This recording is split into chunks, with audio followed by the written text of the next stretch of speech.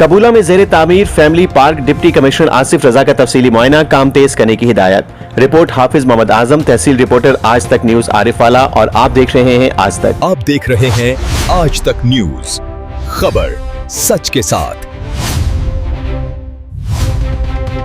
Deputy commissioner Asif रजा ने कबूला में जेर तामीर फैमिली पार्क की तरक्याती कामों का तफसीली मुआयना किया।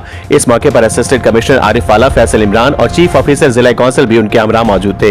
डिप्टी कमिश्नर ने जारी तरक्याती कामों की रफ्तार, मयार और मजमूई पेशरफ्त का बारीक बीनी से जायजा लिया और मुताल्लिका हुकाम को हिदायत की कि मंसूबा मुकर्ररा मुद्दत में आला मयार के साथ मुकम्मल किया जाए।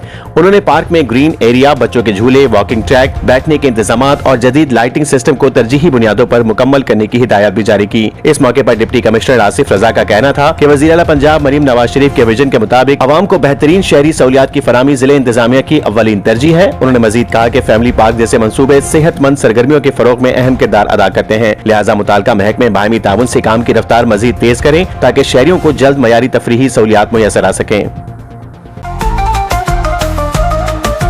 आज तक न्यूज, खबर सच के साथ।